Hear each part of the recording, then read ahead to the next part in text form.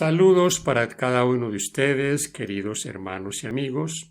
Damos gracias al Señor por permitirnos compartir con ustedes este comentario y por tenerles a ustedes muchas bendiciones del cielo. Gracias por apoyarnos y por compartir la lección de Escuela Sabática. Lección 11. Anhelo de más. Texto para memorizar. 1 Corintios 10:6. Mas estas cosas sucedieron como ejemplos para nosotros, para que no codiciemos cosas malas como ellos codiciaron. Interesante la introducción de nuestra lección. Las cosas que se hacen para representar o para mostrarnos asuntos en arquitectura o en muchos campos solo son eso. Son imágenes o son muestras de algo que posiblemente sea mucho más grande. Y eso nos ha pasado al ver el modelo de un edificio, de un conglomerado de apartamentos, de muchas cosas. Siempre pensamos, cuando esto termine, vamos a ver realmente cómo va a quedar. Así que vamos a estudiar esta semana sobre estos detalles. Detalles que en la Escritura se presentan en miniatura, pero que no nos alcanzamos a imaginar lo grandes que serán. Las Escrituras están llenas de modelos en miniatura, de actividades e instituciones que apuntan a realidades celestiales más grandes. Hebreos 4 nos ayuda a descubrir una de estas realidades en lo que respecta a la cuestión bíblica del descanso. Bautizados en Moisés. El texto para esta parte la encontramos en 1 Corintios capítulo 10 del 1 al 11. Porque no quiero, hermanos, que ignoréis que nuestros padres todos estuvieron bajo la nube, y todos pasaron el mar, y todos en Moisés fueron bautizados en la nube y en el mar, y todos comieron el mismo alimento espiritual, y todos bebieron la misma bebida espiritual, porque bebían de la roca espiritual que los seguía, y la roca era Cristo. Pero de los más de ellos no se agradó Dios, por lo cual quedaron postrados en el desierto. Mas estas cosas sucedieron como ejemplo para nosotros, para que no codiciemos cosas malas como ellos codiciaron, ni seáis idólatras como algunos de ellos, según está escrito. Se sentó el pueblo a comer y a beber y se levantó a jugar. Ni forniquemos como algunos de ellos fornicaron, y cayeron en un día 23,000. Ni tentemos al Señor como también algunos de ellos le tentaron, y perecieron por las serpientes. Ni murmuréis como algunos de ellos murmuraron, y perecieron por el destructor. Y estas cosas les acontecieron como ejemplo, y están escritas para amonestarnos a nosotros, a quienes han alcanzado los fines de los siglos. Es bien interesante la cantidad de figuras que Pablo menciona acá. Nuestros padres. ¿A qué se refiere cuando habla de nuestros padres? A todos los que estuvieron en el desierto. Y dice el versículo 2, que estuvieron bajo la nube y que pasaron el mar. Y de alguna manera, Pablo dice en el versículo 2, fueron bautizados. Comieron el mismo alimento espiritual, refiriéndose aquí al maná. Bebieron la misma bebida. Y esa bebida, Pablo la relaciona con la roca espiritual. Y esa roca espiritual, el Señor Jesús. Pero ¿qué pasó con los más de ellos? Dice que no entraron porque fueron rebeldes, quedaron postrados en el desierto. Mas lo importante aquí, mis hermanos y amigos, es lo que está en el versículo 6. Sucedieron todas estas cosas o fueron registradas como ejemplo para nosotros, para que no hagamos como ellos, que codiciaron, fueron idólatras, cayeron en fornicaciones, toda clase de rebeldías contra el Señor. El versículo 11 dice, nuevamente, estas cosas acontecieron como ejemplo y están escritas para amonestarnos a nosotros, a quienes han alcanzado los fines de los siglos. Bautizados en Moisés. Con Moisés pasaron muchas experiencias y estas experiencias, la gran mayoría de ellos, no deben ser repetidas. Pablo considera que estas importantes estaciones del viaje por el desierto son un tipo o un ejemplo de bautismo individual, Si seguimos los pasos de la lógica de Pablo, la referencia al alimento espiritual debe referirse al maná. Israel bebió de la roca que Pablo identifica como Cristo. 1 Corintios 10:4. Piensa en Jesús, por ejemplo, como el pan de vida, Juan 6:48, y como el agua viva, Juan 4:10. Y todo esto cobra mucho sentido. Por lo tanto, lo que vemos aquí es el uso que hace Pablo de la historia del Antiguo Testamento como un ejemplo de revelación de verdades espirituales que se puedan aplicar a los cristianos individuales de hoy. Ritual y sacrificios. Textos para esta sección: Levíticos 4, 32 al 35, Juan 1, 29 y 1 de Pedro 1, 18 al 21. Hemos relacionado en lecciones anteriores el asunto de los sacrificios y posiblemente la no costumbre de muchos de ver derramar sangre. Si tuviésemos que hacerlo nosotros, ¿cómo nos hubiéramos sentido? No, creo que es muy difícil ver un animalito sufrir de esa manera. Y tal vez alguna vez hablamos de esto, ¿no? De si usted crió un animal con, en este caso, animales para el sacrificio, una oveja, un cordero, y era el mimado de la casa, el que comía de su mano, como la mascota de la casa. Pero llegó el día que por causa del pecado se necesitaba un sacrificio y había que sacrificar un animal y no había sino ese animalito. ¿Qué haría usted? ¿Cómo se sentiría llevarlo para verlo desangrarse y verlo morir desangrado? Debe haber sido algo que impresionaba. Doloroso. Ahora, no había otra forma. Y esto tuvo que haber comunicado para el pueblo de Israel muchas cosas, haberles dejado muchas experiencias.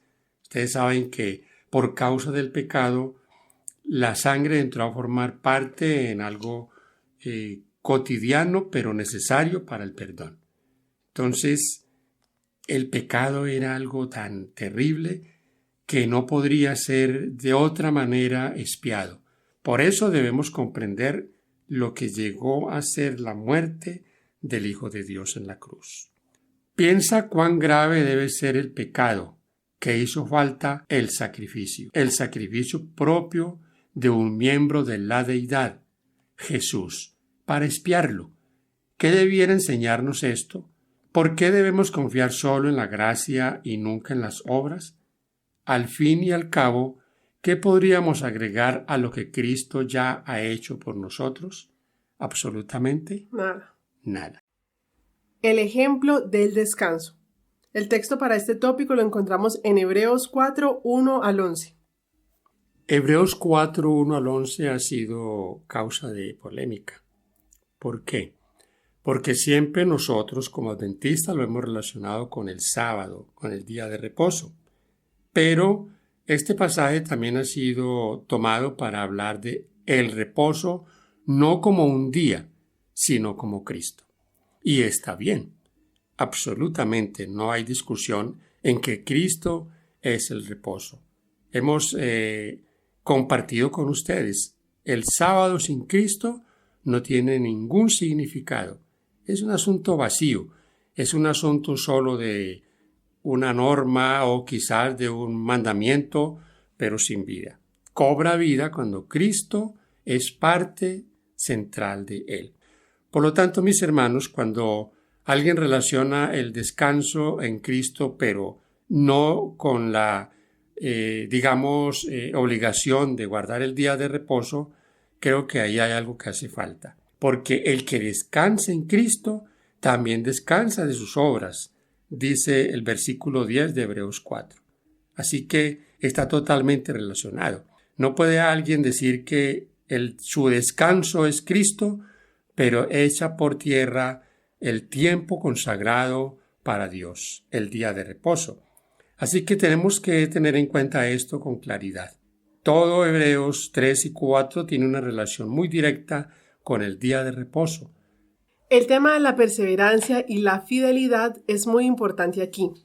Aunque aquí se habla del sábado, el principal objetivo de estos versículos y los anteriores, Hebreos 3, 7 al 19, es realmente un llamado para que el pueblo de Dios persevere en la fe, es decir, a permanecer fiel al Señor y al Evangelio. Estos pasajes recuerdan al lector que deben tomarse en serio las lecciones aprendidas de la conducción de Dios en el pasado, para que ninguno caiga en semejante ejemplo de desobediencia. Hebreos 4:11. Presta atención, esta es una oportunidad. El pasaje sigue diciendo que Israel oyó el Evangelio, pero la palabra no le sirvió de provecho. En lugar de que su fe se fortaleciera con la confianza y la obediencia, eligieron la rebelión, comparar con Hebreos 3, 7 al 15, y por lo tanto nunca experimentaron el descanso que Dios quería para ellos. Hebreos 4:3 apunta a la estrecha relación entre la fe y el descanso. Podemos entrar en el reposo de Dios solo cuando creemos y confiamos en aquel que prometió reposo y que puede cumplir esta promesa. Y ese es, por supuesto, Jesucristo. Fíjense en el asunto aquí. El reposo del sábado tiene mucho que ver con la fe. Se necesita fe para separar ese tiempo, para no hacer que ese tiempo sea tan importante para mí, para mi uso personal, y yo lo dedique para el Señor. Así que, hermanos queridos, es por la fe. No hay otra forma de llevar a cabo los pedidos que el Señor hace a su pueblo. Su pueblo debe de tener fe. No endurezcáis vuestros corazones. Hebreos 4, 4 al 7. Porque en cierto lugar dijo así del séptimo día, y reposó Dios de todas sus obras en el séptimo día, y otra vez aquí, no entrarán en mi reposo. Por lo tanto, puesto que falta que algunos entren en él, y aquellos a quienes primero se les anunció la buena nueva no entraron por causa de desobediencia, otra vez determina un día, hoy, diciendo después de tanto tiempo por medio de David, como se dijo, si oyeres hoy su voz, no endurezcáis vuestros corazones. Hoy, esa expresión del apóstol ahí, ¿no? Hoy es el día, no hay otro día. Hoy es ese día de llamado del Señor. ¿Ven ustedes la relación tan estrecha que hay en la desobediencia y no entrar en el reposo de Dios? El texto es muy claro. El Señor reposó de sus obras. Nosotros debemos reposar así como Dios reposó de las suyas. Se está refiriendo a un tiempo especial, y en este caso es el tiempo separado por el Señor, el séptimo día de la semana. No endurezcáis vuestro corazón. Es interesante en este punto, mis hermanos, enfatizar el desprecio que hay en el mundo cristiano evangélico por el día de reposo. Hablan del día de reposo como un día de esclavitud, como un día desagradable. Sí, que es como... Una carga. Creo que es la palabra, ¿no? Como una carga, como algunos dicen un yugo, y hablan ya de que son libres. El sábado no es eso, mis hermanos y amigos. El sábado es un día especial, es un día de alegría, es un día de regocijo para el pueblo de Dios. Es una bendición que el Señor nos dejó. Y esa bendición debe ser, como dice el texto de Hebreos, aceptada, porque queda un reposo, dice allí, para el pueblo de Dios. Queda un reposo para el pueblo de Dios. Y yo recalco, el reposo en Cristo tiene también una relación estrecha con el reposo del tiempo sabático. La conquista de una ciudad celestial. Gálatas 3, 26 al 29. Pues todos sois hijos de Dios por la fe en Cristo Jesús, porque todos los que habéis sido bautizados en Cristo, de Cristo estáis revestidos. Ya no hay judío ni griego, no hay esclavo ni libre, no hay varón ni mujer, porque todos vosotros sois uno en Cristo Jesús. Y si vosotros sois de Cristo, ciertamente linaje de Abraham sois y herederos según la promesa. Bueno, mis hermanos queridos, posiblemente estemos hablando del reposo de Dios, del reposo en Cristo, de la no obligación de guardar el día de reposo. Muchas veces ha usado Hebreos 4 para decir que ya no es necesario guardar el día de reposo, y también se ha usado para decir que sí. Si no son leales estas dos posturas, por lo menos tenemos la seguridad de que hay un reposo en el Señor. Y cada sábado nosotros recordamos en miniatura ese reposo mayor. ¿Por qué? Porque el gran reposo de Dios es una vida eterna sin pecado, una vida eterna sin dolor, donde la muerte ya no será más. Ahora, esta es la conquista de esa ciudad celestial, una ciudad que ha de ser conquistada por todo aquel que acepte a Cristo como Salvador. El texto que ha leído Marigenia dice, ya no hay judío ni griego, ya no hay una exclusividad como algunos pretenden todavía presentarlo. Todo el que anhele salvación en Cristo la hallará y tendrá un reposo que será eterno. Así nosotros lo relacionamos cada día de reposo.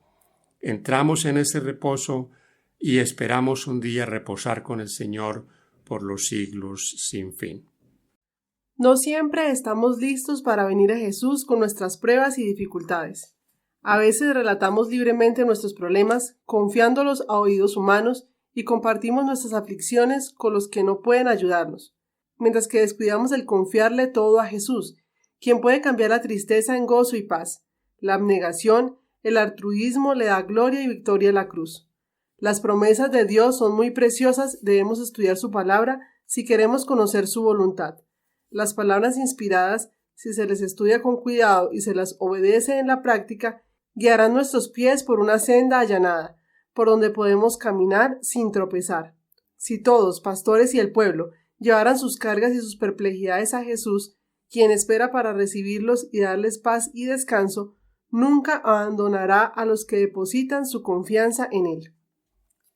Queridos jóvenes, podéis mirar hacia adelante con gozosa esperanza y expectación hacia el tiempo cuando el Señor, vuestro juez justo, confiese vuestro nombre ante el Padre y los santos ángeles.